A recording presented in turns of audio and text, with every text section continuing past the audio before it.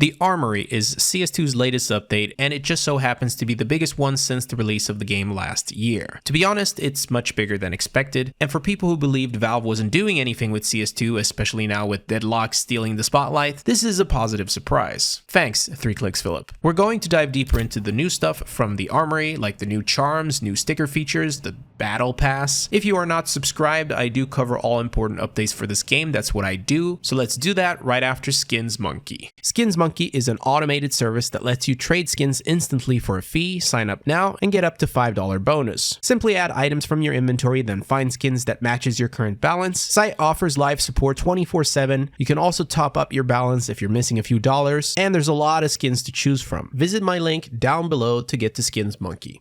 The Armory update is very much a heavy cosmetic focused update, but with some very needed fixes and adjustments to the gameplay, which I'll cover later on. For now, we see 3 new weapon collections, a new case, stickers, and the new charms. There's over 100 new items in the game, which makes this update, in terms of just new cosmetics, the amount that you would expect from an operation. However, it doesn't play out as one. The similarity is at least that there's a battle pass of sorts. You buy it, then activate it, and start earning credits, which can be redeemed for different items. In order to earn credits, you need to gain XP, which can only be done by playing on Valve's official game modes, so face it, is a big no-no. They also now allow you to stack up to 5 passes at once and make progress on all of them at the same time. There's no discount for adding more passes, but if you have 5 passes at once, it basically multiplies the credits by 5. In other words, this allows you to save time while also giving Gaben more of your money. And if I understand this correctly, there's a 7-day cooldown once you unlock the items of your choice, which basically means they don't want you to start trading things early. Now, if you've been following the news, charms isn't really a new or shocking discovery by any means. Gabe Follower was one of the first to discuss the possibility of seeing them in the near future. In fact,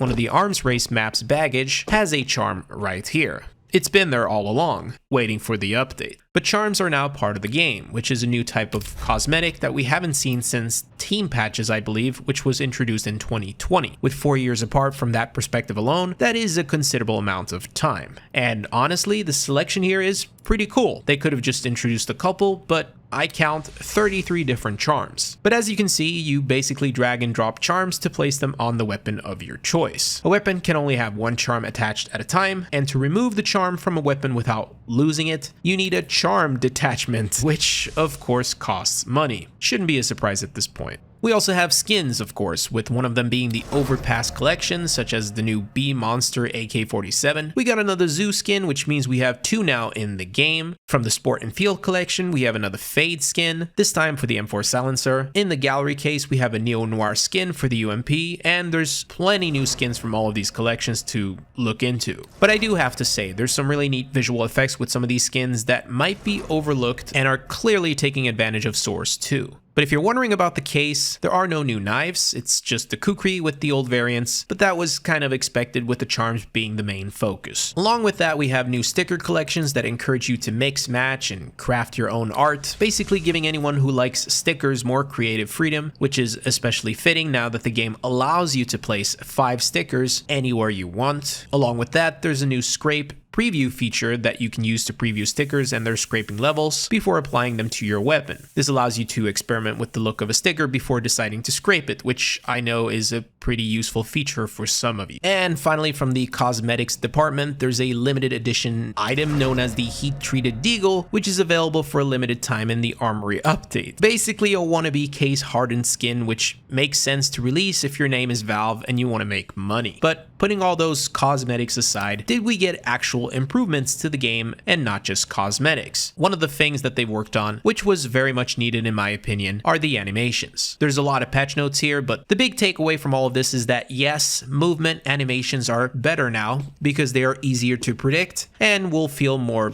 like CSGO. There's less swaying overall, and hopefully this means we're officially done with animations and the Michael Jackson era. Speaking of making things more predictable, this patch patch note under gameplay means that flashbangs and HEs won't explode early if they bounce and get stuck in tight spots, which, if I understand correctly, won't be a problem anymore. Moving on to video settings, we can now choose which monitor we want to use, which is honestly kind of nice because for some reason my game would sometimes spawn on the second monitor. Next up, we get to the audio category. Some of the things here are bug fixes for the UI, but a huge patch note hiding in here is the voice chat fix for community servers. This has haunted communities for over 4 months. It's a huge quality of life fix. And another patch note in here that we have to talk about is obviously the water splash bug, which I made a dedicated video on, and again was discovered thanks to Pagu, who is still banned. Under networking, we have a telemetry option to display graphs of network jitter and misdelivery. Basically, this stuff allows the developers to figure out what's wrong in the game's netcode, and if you want to be helpful, I suggest turning this on, so the next time you get destroyed for no good reason, then Valve will be able to figure out the reason. Thanks, Fletcher Dunn.